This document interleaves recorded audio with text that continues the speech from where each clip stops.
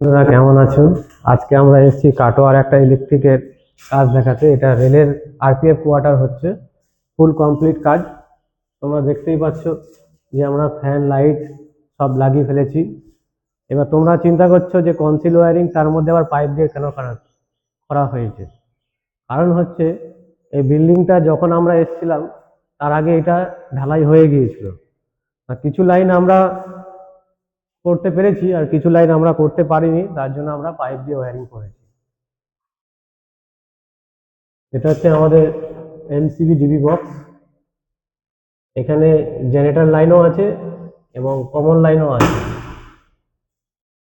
Generator লাইনগুলো হচ্ছে fan light, এগুলো সব জেনারেটর। যেহেতু রেলের লাইন তাই এখানে ইনভার্টার লাগানো হয় না, জেনারেটর ডিসি সিস্টেম হয়।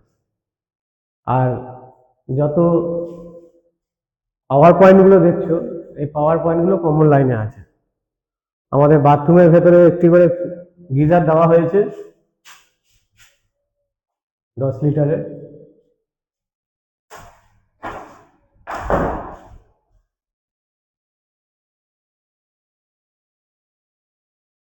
এই একটা এমসিবি বক্স,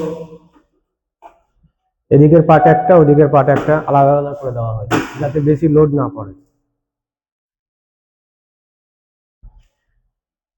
এবার আমরা যাচ্ছি ওপরের দিকে।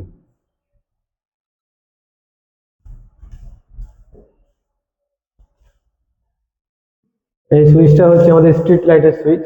একটা সুইচ দিলে ছাদের লাইট গুলো জ্বলবে। আচ্ছা, এটা হচ্ছে দোতলা রুম। এই দোতলা রুমেও লাইট ফ্যান সব লাগানো কমপ্লিট হয়ে গেছে। আর এই একটা হচ্ছে আমাদের এমসিবি ডিবি বক্স,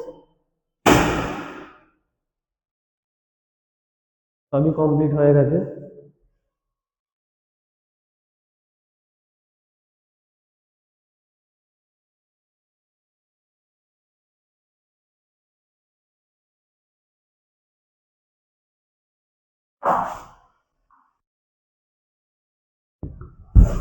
এবার যাব আমরা বাইরের দিকে।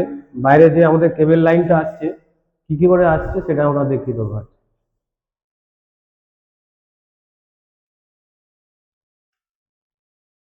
এই দুটো হচ্ছে আমাদের টিপিএন ডিপি বক্স।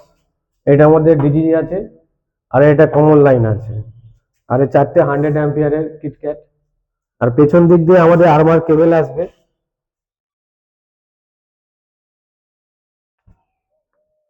এই দেখুন আমাদের কেবল ওই কেবিন থেকে আসছে। এই কেবিন থেকে ঢুকে এটা পিছনে ঢুকে যাবে। পিছনে আমাদের আর্থিং বসানো হয়ে গেছে। লাইনটা আজকে আমরা চার্জিং করব, সেটা আমরা পরের নেক্সট ভিডিওতে আবার দেখাবো।